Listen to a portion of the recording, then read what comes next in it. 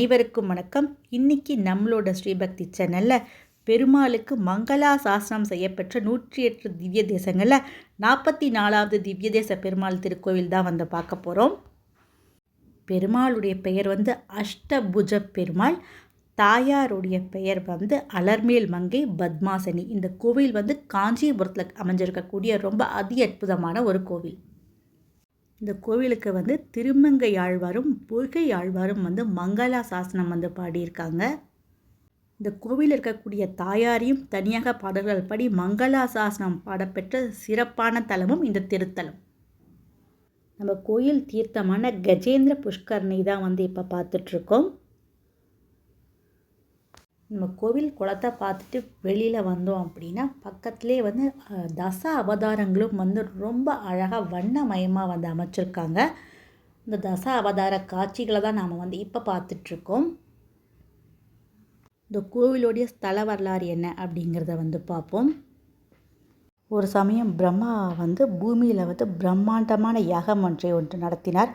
அதற்கு சரஸ்வதியை விட்டு தனியாக யாகத்தை நடத்தினார். இதனால் வருந்திய சரஸ்வதி தேவி யாகத்தை அழிக்க கொடிய அரக்கர்களை அனுப்பி வைத்தாள்.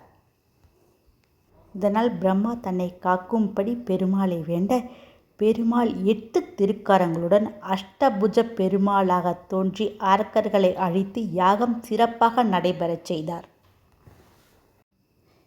ஆழ்வார்களால் மங்களா சாசனம் செய்யப்பட்ட 108 திருப்பதிகளில் 44வது திருப்பதி இந்த அஷ்டபுஜ பெருமாள் திருக்கோவில்.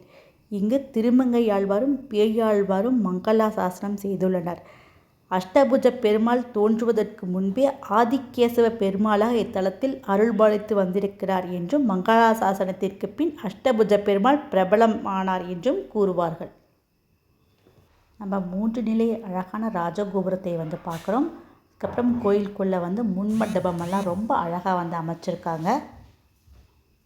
இந்த கோயிலை அடுத்த சிறப்பம்சம் என்ன அப்படின்னா, பூமாதேவியை அழிக்க வந்த அரக்கர்களை இத்தல பெருமாள் அழித்து பூமாதேவியை காப்பாற்றியதால் வீடு கட்ட நிலம் வாங்க இருப்பவர்கள், விளைநிலங்களை வாங்குபவர்கள், கட்டிய வீடுகளில் பிரச்சனை உள்ளவர்கள் இங்கு வழிபட அவர்கள் பிரச்சனைகள் தீர்ந்து பலனடைகிறார்கள்.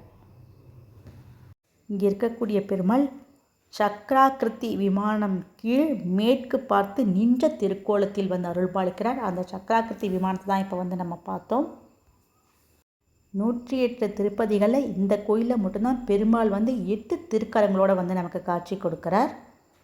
இது வேறு எங்கேயும் இல்லாத தனி சிறப்பாக இந்த கோயிலுக்கு இருக்குது. இப்போ நம்ம பார்த்துட்ருக்கிற விமானம் தனி சந்நிதி பூவராக சுவாமி சன்னதி. இந்த கோவிலில் இருக்கக்கூடிய முக்கியமான திருவிழாக்கள் என்ன அப்படின்னா, வைகுண்ட ஏகாதசி 10 நாள் விழாவாக கொண்டாடப்படுகின்றது. ஸ்ரீராம நவமி, நவராத்திரி, ஆடி மாதம் அஸ்த நட்சத்திரத்தில் கஜேந்திர மோட்சம் பெரிய விழாவாக இந்த கோயிலில் கொண்டாடப்படுகின்றது.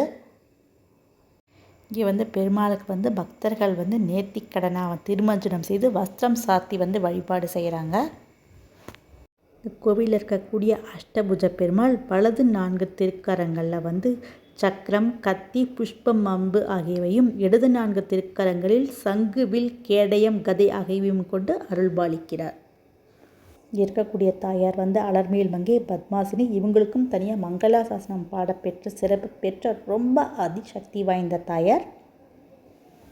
பொதுவாக பெருமாள் கோவிலில் ராஜகோபுர நுழைவாசல் ஒரு திசையிலும் சொர்க்கவாசல் ஒரு திசையிலும் இருக்கும். ஆனால் இங்கு சொர்க்கவாசல் கோயிலின் நுழைவு வாசலும் வடக்கு நோக்கி இருப்பது கோயிலில் தனி சிறப்பாக இருக்குது.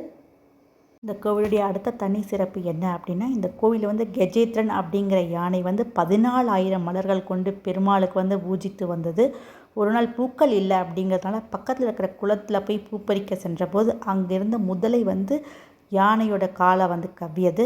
பயந்து போன யானை ஆதி மூலமே என அபாய குரல் கொடுத்தது. உடனே பெருமாள் கருட வாகனத்தில் ஏறி தனது சக்கரத்தினால் முதலின் தலையை எடுத்து யானையை காப்பாற்றியதாக வரலாறு. இந்த யானையின் சிறப்பான பக்திக்கோசரம் இந்த கோயிலில் கஜேந்திர தீர்த்தமும் அமைக்கப்பட்டிருக்கு. இப்போ நம்ம ஆண்டாளோட சன்னதி தான் பார்த்துட்ருக்கோம்.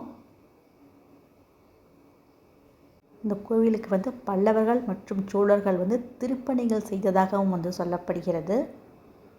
தொண்டை மண்டலத்தில் இருக்கக்கூடிய வைணவ தலங்கள்லே இந்த கோயிலில் மட்டும்தான் பரமபத வாசலும் அமைஞ்சிருக்கிறதும் தனி சிறப்பாக இருக்குது. ராமநாமத்தை சொல்லிட்டு இருக்கக்கூடிய ஆஞ்சநேயருக்கு இங்கே தனி சன்னதி அமைச்சிருக்காங்க.